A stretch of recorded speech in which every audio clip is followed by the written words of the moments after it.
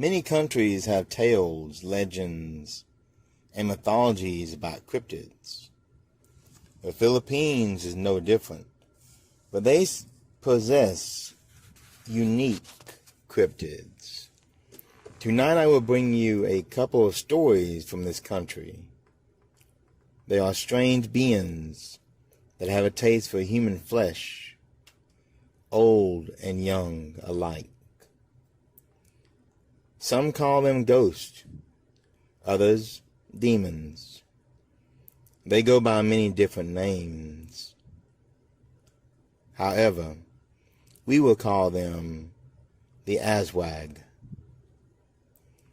I probably mispronounced that name, but I'm not Filipino, so don't hold it against me. Before we get to tonight's tales, my friends, I have but a small favor to ask of you.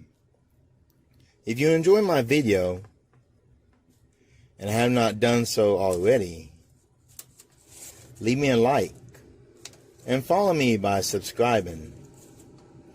I now have a store open too. The link is below. It has some nice cryptid designs in it. Now on to tonight's tales. We live in a small village in the Philippines.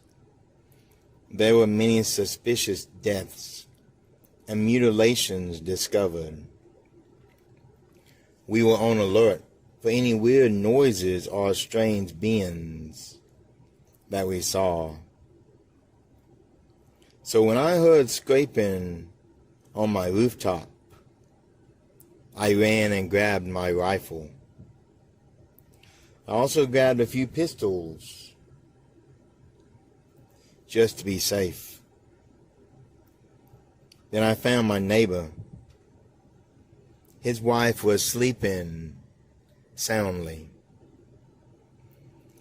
She was a few months pregnant and set to deliver soon.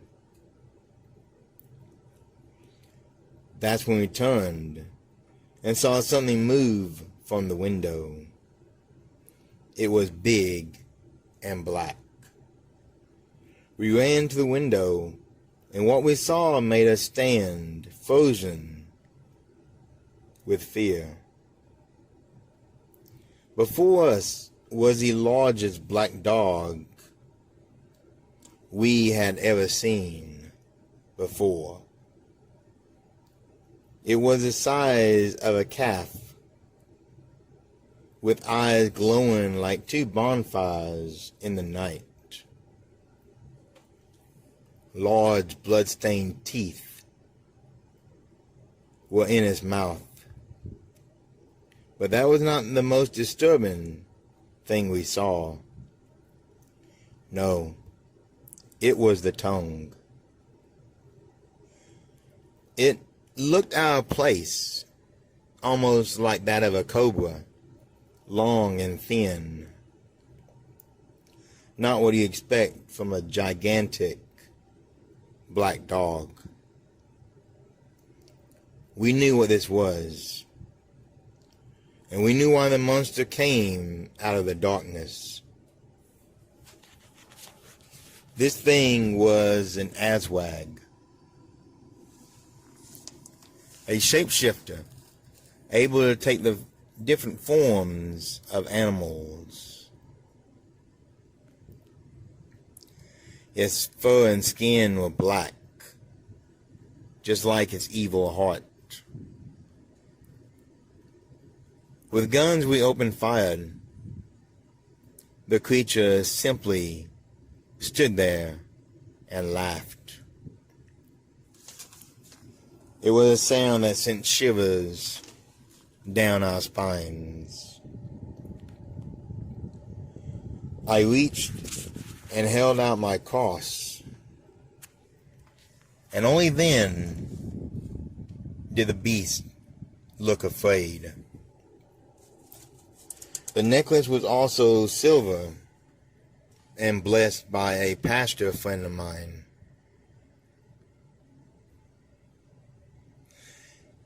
As if to prove our point, More footsteps were heard as villagers came running. The creature rose on its hind legs, and before our eyes transformed into a gigantic black harpy eagle. If you don't know what a harpy eagle is, look it up. They are native to our country and not something you really want to mess with. The eyes still glowed red and burned with hate. It stood 2 meters or almost 6 feet tall. The wings spread, and the creature flew away into the darkness of night. Our shots did nothing to it. When the villagers came, they asked what the commotion was.